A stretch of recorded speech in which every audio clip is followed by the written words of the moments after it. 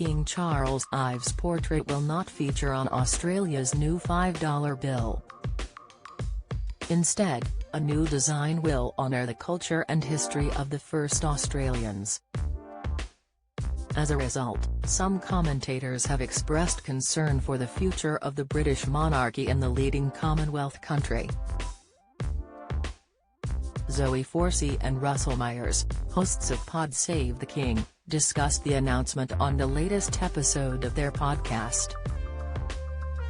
Mr. Myers said, "This is very, very interesting because obviously there is a backdrop of Republican movements across the Commonwealth.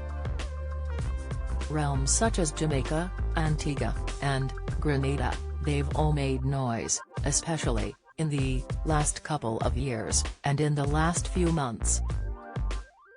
Antigua was straight out the blocks after the Queen passed away to say, 'We are going to be making moves to become a republic,' of course following in the footsteps of Barbados, which did become a republic in November 2021. And the conversation is being had in Australia. Certainly, the Prime Minister made, for the first time ever, a minister who will be a junior minister for the Republic." He continued, "And so what does this mean? I think in the Caribbean nations, certainly, there will be definitely countries such as Jamaica and Antigua, who want to do it in the next couple of years. So will it be kind of a domino effect? Charles to break silence on Harry and Meghan in Christmas speech with no hidden messages. King Charles III will break Buckingham Palace's silence on Prince Harry and Meghan Markle during his first ever Christmas speech, royal sources have claimed. The royal household has remained tight-lipped on the couple since their Netflix docuseries came out. What could the king say in the speech? Find out more here. The commentator, who was royal editor at the Daily Mirror, recalled personal conversations he had with the king during his 2021 trip to Barbados. Charles visited the Caribbean nation for the Republican handover ceremony and reportedly told Mr. Myers, "We're not here to be rulers. We're here to be partners." Mr. Myers continued, "I think that's a really important point moving forward because the king does not want to stand in any of those countries' way if they want to choose their own destiny. And that is going to shape, I imagine, a large part of his reign because will it be a domino effect? Once one goes will the others go? And it'd be very interesting to see how quickly it happens. If the bigger nations, of course by size, population and our relationship with them, let's say Australia and Canada do decide to enlarge this issue. I think it will be very, very interesting because it could create this whole legacy element of his reign." While the British monarch remains Australia's head of state, the role is largely symbolic. Prime Minister Anthony Albanese's centre-left Labour Party is seeking to make Australia a republic with a citizen of the country as head of state instead of the British king. Following Labour's victory in the elections in May last year, the Prime Minister appointed Matt Thistlethwaite as Assistant Minister for the Republic. In June, Mr. Thistlethwaite said there would be no change in Queen Elizabeth II's lifetime.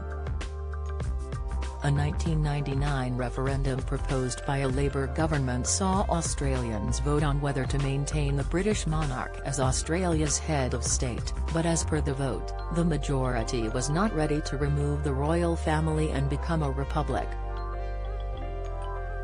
When the Queen died in September 2022, the government had already committed to holding a referendum this year to acknowledge the Indigenous people in the Constitution. Adding a republic question to that referendum was dismissed as an unwanted distraction from its Indigenous priority. The bank plans to consult with Indigenous groups in designing the new $5 note, a process expected to take several years before the new note goes public. The face of King Charles is expected to be seen on Australian coins later this year. And the current $5 note, which features the portrait of the late Queen Elizabeth, will still be circulating until the new tender is released in due course.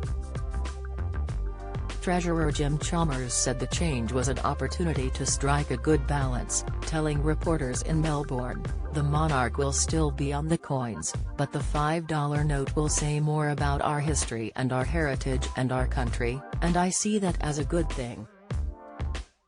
However, opponents say the move is politically motivated.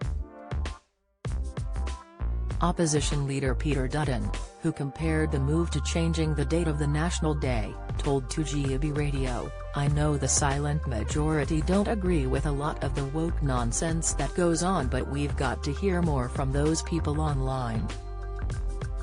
He went on to claim he believes Prime Minister Albanese was central to the decision, urging him to own up to it. Tweeting out a story about the change, former BBC correspondent and presenter Peter Hunt wrote, "And so it begins. Slowly. Australia is still debating whether, and to what extent, it should continue its constitutional ties with Britain." Sandy McCreary, a historian specialising in the British royal family at Sydney University, recently told Express.co.uk that, amid the fallout surrounding Prince Harry's claims, Australians are turning their backs on the monarchy. It comes as a new poll suggests that there has been a rise in Republican sentiment since the publication of the Duke of Sussex's memoir, Spare. The survey, conducted by Resolve Strategic for the Sydney Morning Herald, asked participants if their responses had been influenced by Harry and his wife Meghan Markle's recent revelations. Over one-fifth, 21%, said the claims had an impact on their view, with 14% saying they were now more likely to support a republic. 7% said they were less likely to do so.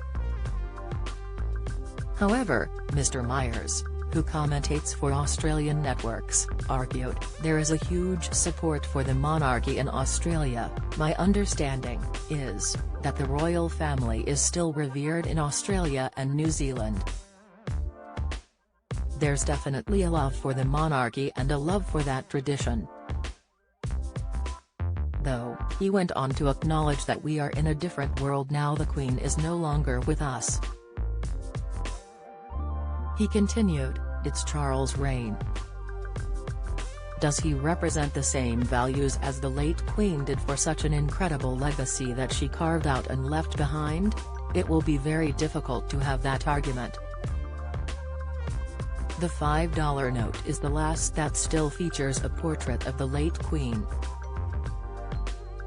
At one time, Her Majesty appeared on at least 33 different currencies, more than any other monarch, an achievement noted by Guinness World Records last year.